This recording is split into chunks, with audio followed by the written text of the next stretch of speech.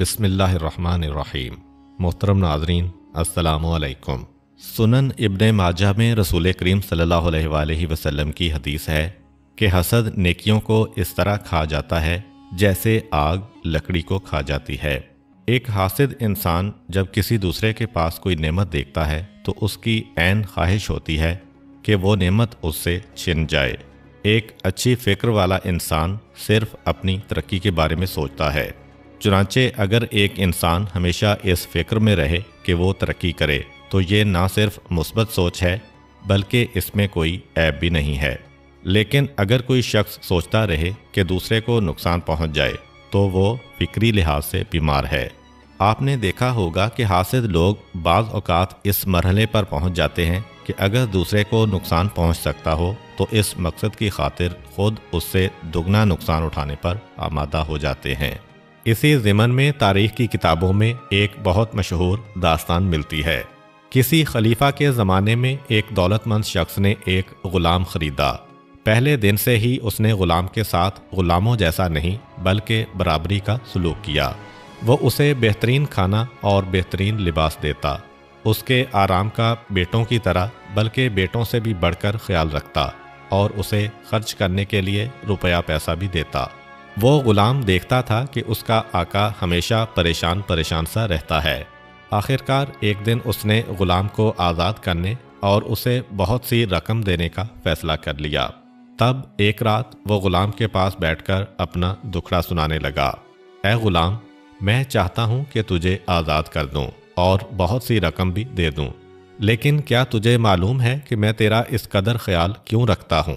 صرف ایک مطالبے کو پورا کروانے کے لیے۔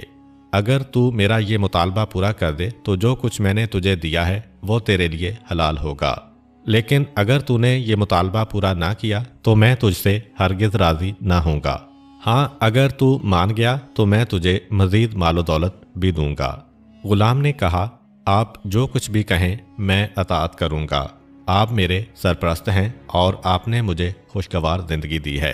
آقا نے کہا، نہیں، تو مجھ سے پکا وعدہ کر، ایسا نہ ہو کہ میں معاملہ تیرے سامنے رکھوں اور تو انکار کر دے۔ غلام نے کہا، نہیں، آپ جو جی میں آئے کہیں۔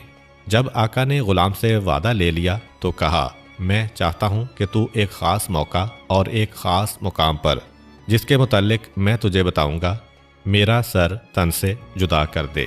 غلام نے کہا، یہ آپ کیا کہہ رہے ہیں؟ آقا نے کہا، میں نے تجھ سے وعدہ لے رکھا ہے اور میرا مطالبہ یہی ہے۔ چنانچہ ایک رات اس نے غلام کو آدھی رات کے وقت جگایا، ایک تیز چھری اس کے ہاتھ میں دی اور آہستہ آہستہ چلتا ہوا اپنے ہمسائے کے مکان کے پچھواڑے میں پہنچ گیا۔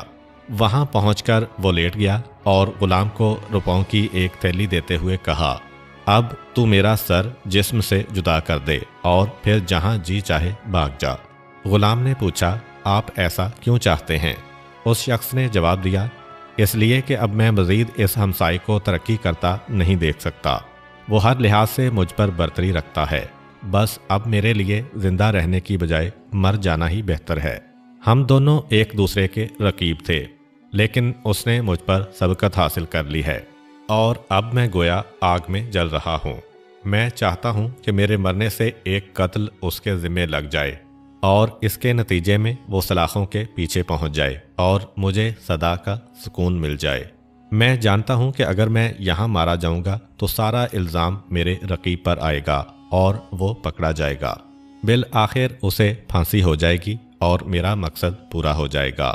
غلام نے سوچا کہ یہ شخص احمق ہے تو میں یہ کام کیوں نہ کروں۔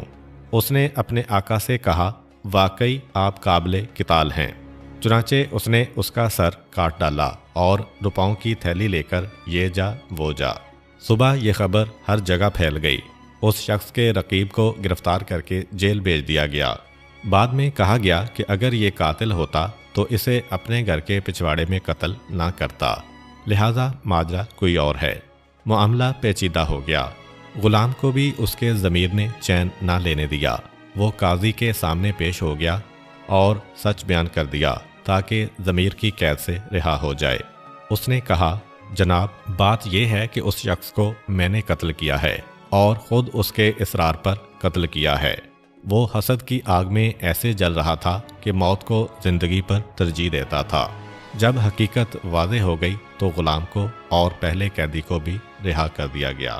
ایک دفعہ کا ذکر ہے کہ ایک صحابی رسول انتہائی تنگ دستی کا شکار ہو گئے، یہاں تک کہ گھر میں فاقوں کی نوبت آ گئی۔ ایک روز ان کی بیوی نے ان سے کہا کہ آپ رسول اکرم صلی اللہ علیہ وآلہ وسلم کی خدمت اقدس میں جائیں، ممکن ہے کہ وہ ہماری کچھ مدد کر دیں۔ وہ صحابی رسول کریم کی خدمت میں پہنچے۔ دوسرے اصحاب بھی تشریف فرما تھے، چنانچہ انتظار کرنے لگے کہ لوگ چلے جائیں تو بات کریں۔ لیکن اس سے پہلے کہ اپنی حاجت بیان کرتے، رسول اکرم نے ایک جملہ کہا۔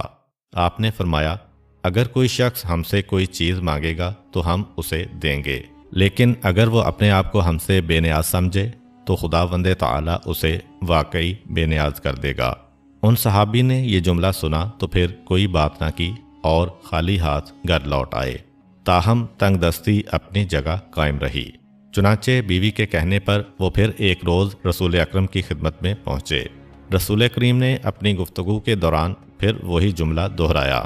وہ صحابی فرماتے ہیں کہ میں 3 مرتبہ حضور کی خدمت میں گیا اور ہر مرتبہ یہی جملہ سنا تو سوچا کہ یہ محض اتفاق نہیں کہ رسول اکرم یہ بات 3 مرتبہ میری موجودگی میں کہیں۔ ظاہر ہے کہ آپ یہ سمجھانا چاہتے ہیں کہ یہ طریقہ اختیار نہ کیا جائے۔ چنانچہ انہوں نے اپنے اندر اعتماد کی ایک نئی قوت محسوس کی اور سمجھ گئے کہ زندگی گزارنے کا